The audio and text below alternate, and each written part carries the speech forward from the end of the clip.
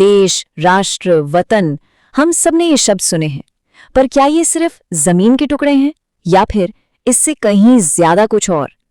आज हम यही समझेंगे कि हम देश जैसी एक एब्स्ट्रैक्ट, मतलब एक अमूर्त चीज को एक इंसानी चेहरा क्यों देते हैं, और आखिर ये विचार इतना शक्तिशाली क्यों है। तो चलिए इसकी शुरुआत एक सवाल से करते हैं। सोचिए, एक सेना है जो लड़ाई हार चुकी है, सैनिक थक चुके हैं, हिम्मत टूट चुकी है। अब उनमें दोबारा लड़ने का जज्बा कैसे पैदा किया जाए? इसके लिए एक बड़ा दिलचस्प किस्सा है। फ्रांसीसी लेखक थे जॉर्ज डिस्पैप। वो बताते हैं कि एक बार फ्रांस और ऑस्ट्रिया के बीच जोरदार युद्ध चल रहा था और एक फ्रांसीसी रेजिमेंट को बहुत भारी नुकसान हुआ। सैनिक पूरी तरह से डिमोरलाइज्ड थे, मतलब उनका मनोबल एकदम टूट चुका था। अब उनका जो कमांडर था वो उनमें जोश भरने की बहुत कोशिश कर रहा था। उसने देश के लिए, मातृभूमि के लिए लड़ने की बातें की, लेकिन जानते हैं, उन थके हारे सैनिकों पर किसी बात का कोई असर नहीं हुआ। उनके लिए ये सारे शब्द बेमानी हो चुके थे।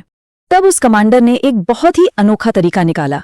उसने क्या किया, रात के अंधेरे में पास के गांव वालों से कहा कि वे अपना सारा सामान, मतलब अपनी गाय, बकरी, अनाज, सब कुछ लेकर सैनिकों के कैंप में ही आ जाएं। और सुबह जब सैनिकों की आंख खुली तो उन्होंने देखा कि उनके बीच एक जीता जागता गांव बस गया है। अब देखिए कमाल की बात, सैनिकों को ये नहीं लगा कि कोई गांव आया है, उन्हें लगा कि उनका देश, उनका फादरलैंड खुद चलकर उनके पास मदद मांगने आया है, उनकी शरण में आया है। और बस अचानक से देश सिर्फ एक शब्द नहीं रहा, बल्कि एक जीती जागती हकीकत बन गया। इस एक एहसास ने उनमें ऐसा जोश भरा कि अगले ही दिन उन्होंने ऑस्ट्रिया की सेना को खदेड़ कर रख दिया।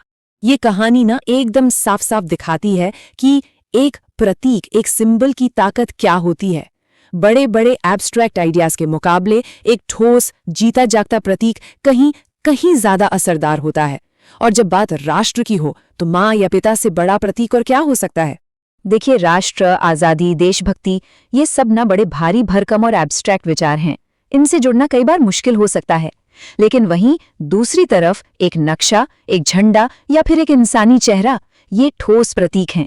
ये उन बड़े बड़े विचारों को एक रूप दे देते हैं, एक शक्ल दे देते हैं, जिससे हम और आप आसानी से जुड़ पाते हैं।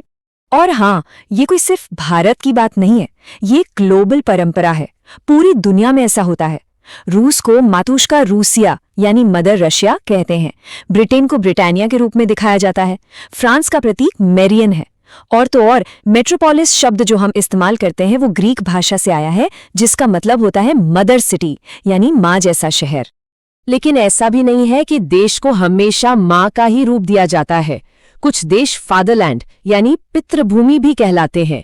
जैसे नाजी शासन के दौरान जर्मनी को फादरलैंड कहा जाता था, और पाकिस्तान का विचार रखने वालों ने भी इसे द फादरलैंड ऑफ पाक नेशन का नाम दिया था। तो चलिए अब खास तौर पर भारत की बात करते हैं और देखते हैं कि भारत माता की जो अवधारणा है, ये एक कल्पना से निकलकर एक शक्तिशाली प्रतीक कैसे बनी। देखिए, इसकी कहानी शुरू होती है 1870 के दशक में बंकिम चंद्र चटर्जी के उपन्यास आनंद मठ से। वहां पहली बार देश को मां के रूप में दिखाया गया। लेकिन इस विचार को एक चेहरा मिला 1905 में, जब अवनींद्रनाथ टैगोर ने भारत माता की पहली तस्वीर बनाई।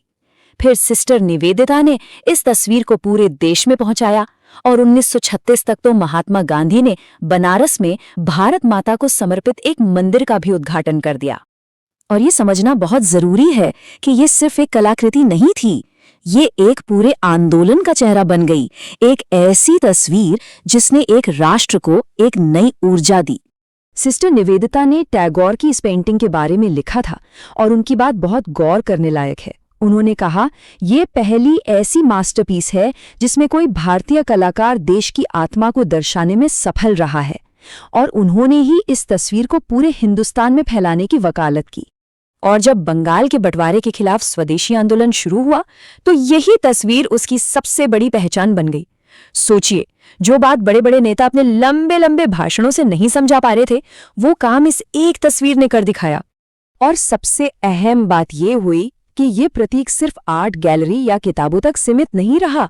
नहीं, ये आम आदमी की जिंदगी का हिस्सा बन गया। भारत माता की तस्वीर पोस्टरों से लेकर माचिस की डिब्बियों तक और धोती के बॉर्डर तक पर छपने लगी। जरा सोचिए, एक छोटी सी माचिस की डिबिया ने आजादी के विचार को देश के कोने कोने तक पहुंचा दिया। ठीक है, ये प्रतीक बहुत शक्तिशाली था, लेकिन एक बड़ा सवाल ये भी था कि भारत माता आखिर है कौन? ये एक ऐसा प्रतीक था जिसके मतलब अलग अलग लोगों के लिए अलग अलग थे। तो असल में ये प्रतीक किसका प्रतिनिधित्व करता है? क्या ये सिर्फ जमीन का एक टुकड़ा है या फिर कुछ और? जवाहरलाल नेहरू के लिए इसका जवाब बिल्कुल साफ था।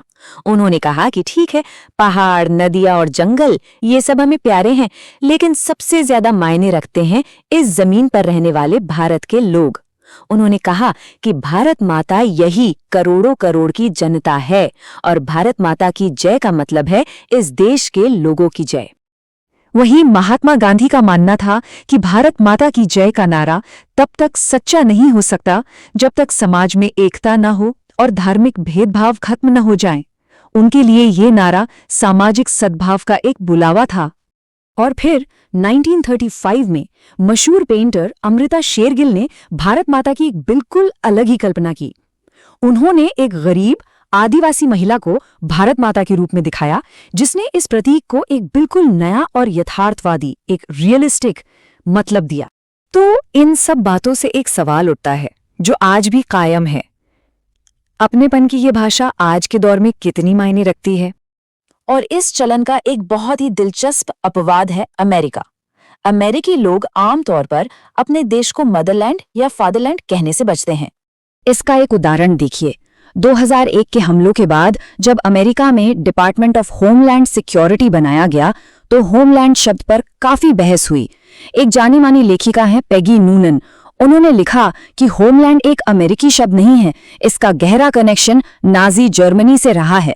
ये दिखाता है कि ये शब्द कितने शक्तिशाली और विवादास्पद भी हो सकते हैं।